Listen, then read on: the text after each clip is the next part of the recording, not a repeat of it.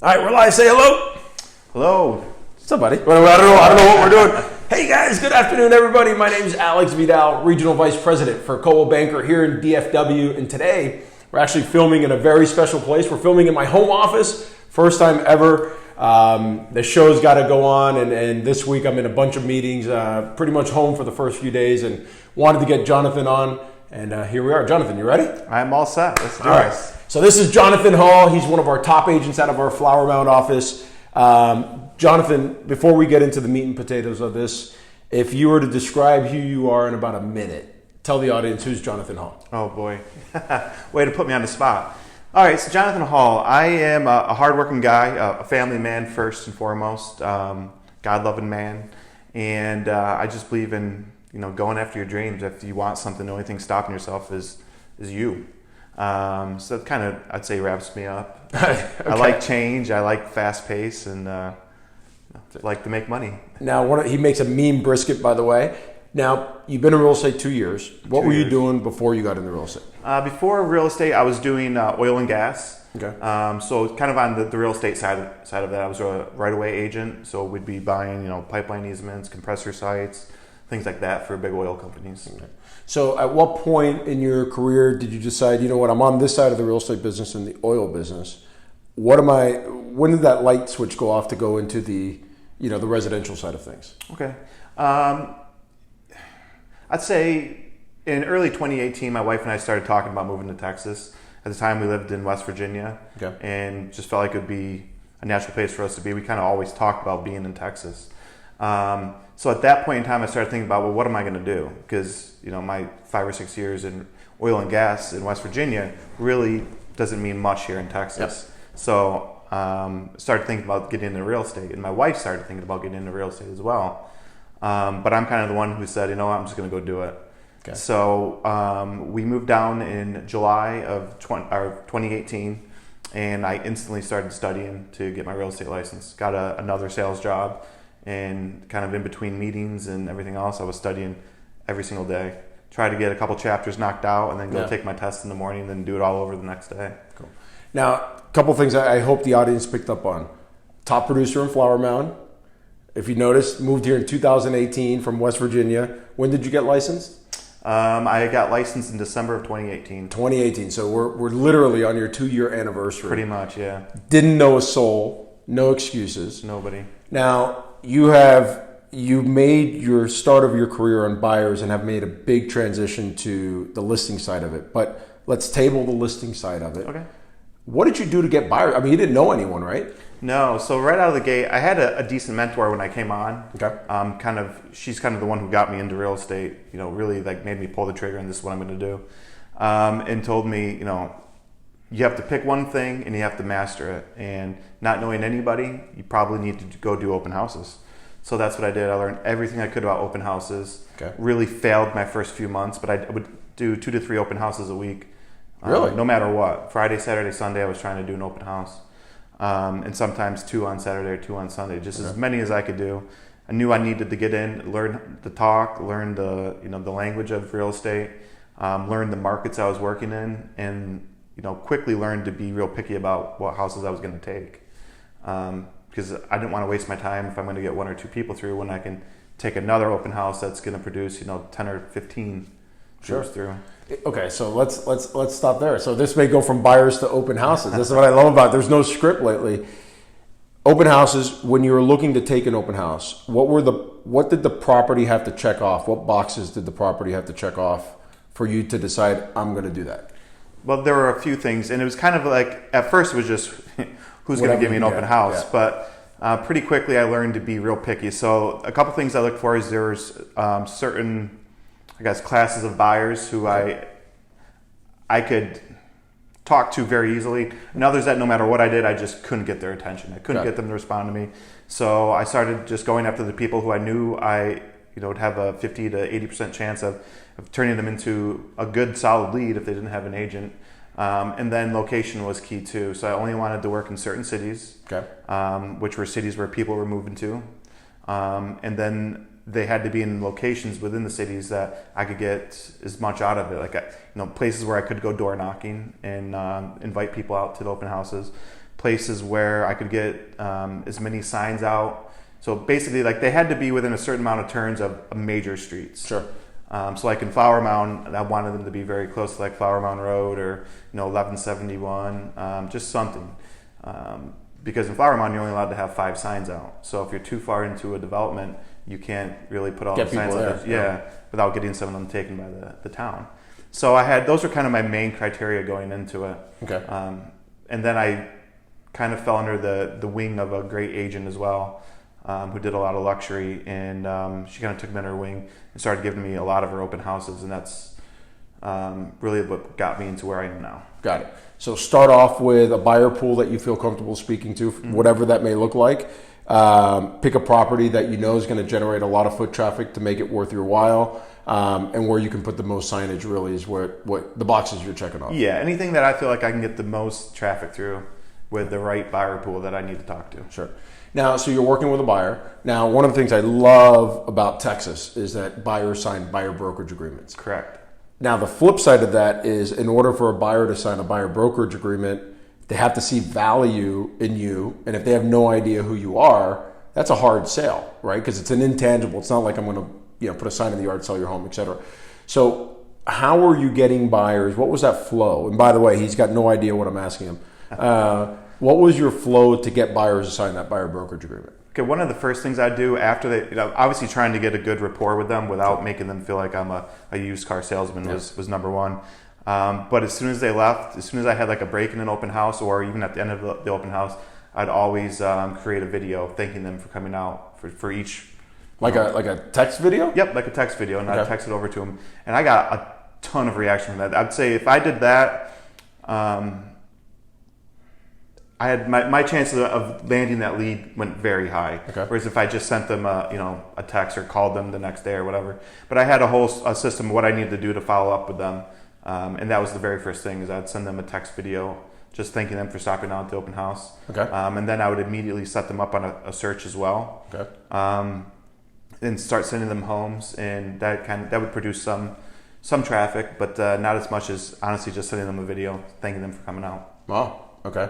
Now, in terms of the other thing I love about what you said with open houses was it wasn't just about the open house itself. So some of the other criteria was neighborhood criteria that you would be able to door knock in. Correct. All right. So you're door knocking, just saying, "Hey, I got an open house." Yep. Just dropping off a flyer. Hey, got an open house down the street.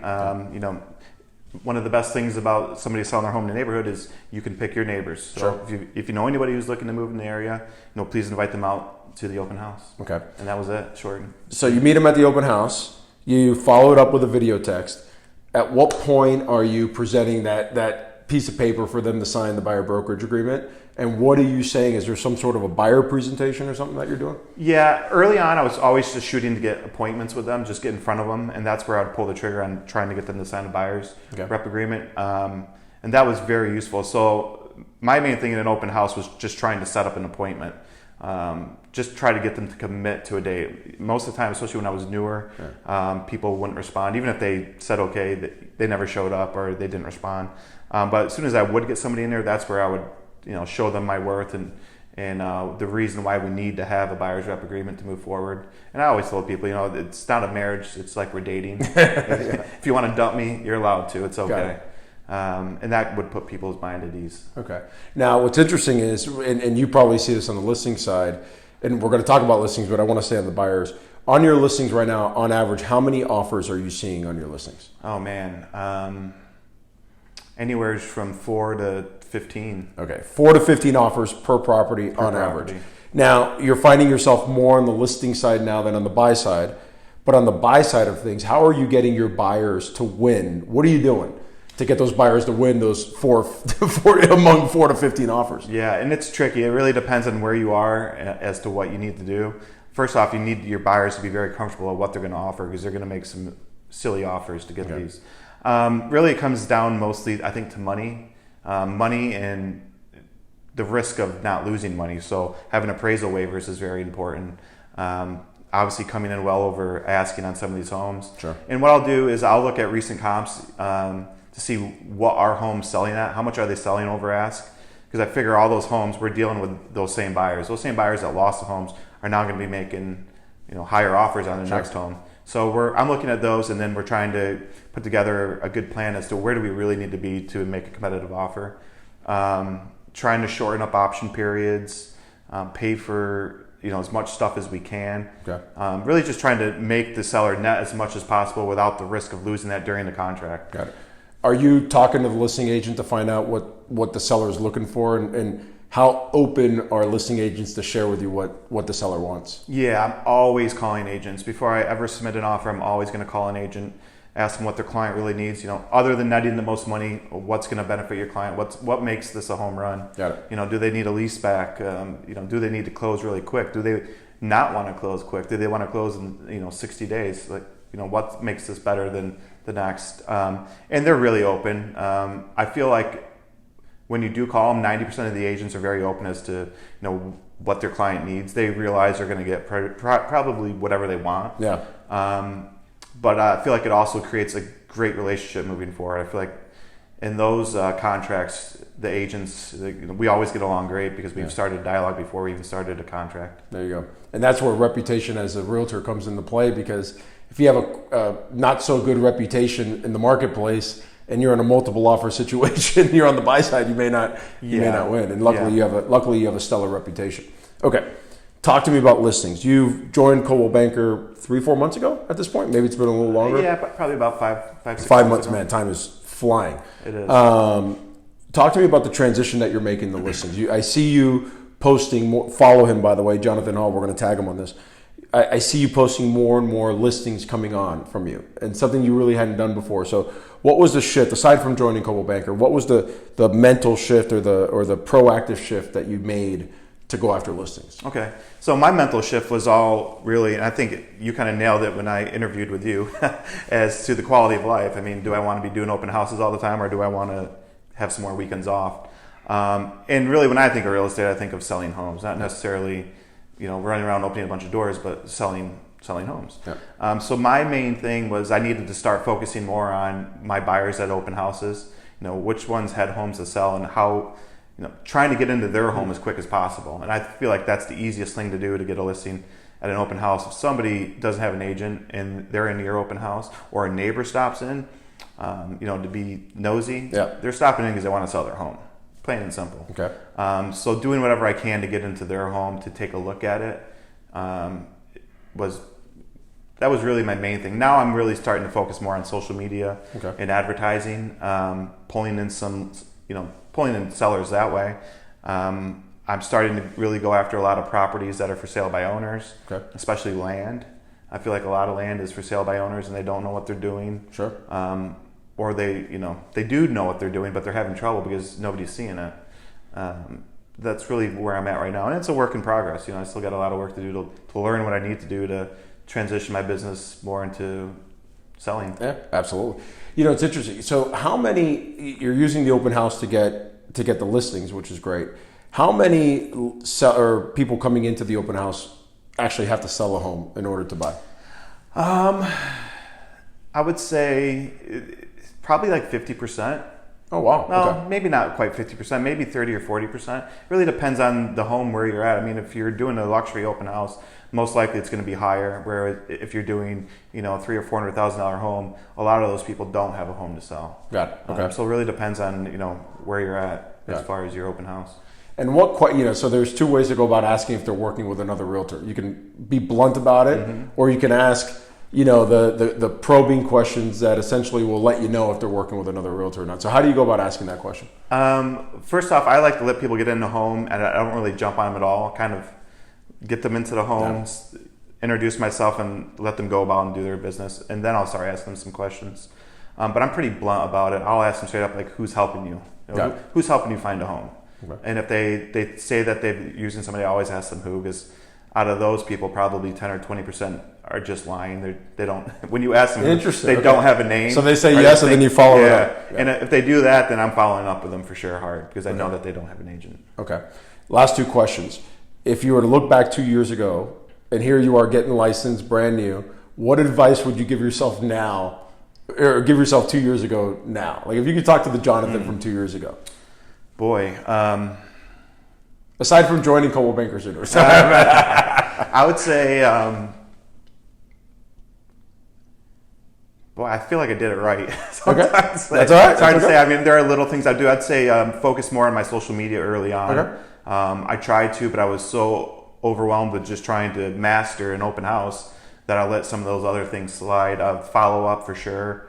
Putting people on drip campaigns. Those are things that I feel like I'm learning now, which I should already know. Got it. Okay. I'd say that type of stuff. But at the same time, as a new agent, I think my best advice is just pick something and go master it, whatever it is. And do it a lot. Yeah, and do it a lot. And fail. You're going to fail, so go and fail because that's how you're going to learn. Yeah, of course. You got to fail. Get it out of the way. Get it out of the way sooner.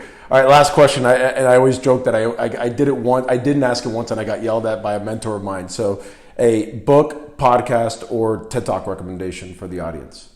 Oh boy, I should have prepped you for that one. You should have too. Well, while he thinks of the answer, for the last I think like 10, 15 episodes, I scrapped having questions. I know everybody I'm meeting with, so we're just going without it. So a book, podcast, or TikTok to follow. I don't really follow TikTok. No, TED Talk. Oh, okay. Not TikTok. I'm still learning. I apologize. I'd say if you're going to follow a podcast, you should be following Alex's podcast here. Good guy. I got my answer. I'm going to give him a beer in a little bit. No, I'm joking. I'm not a big reader. I read some books, but it's usually like during hunting season when I'm sitting in the blinds about the most time I get in front of a book. So, what do you hunt?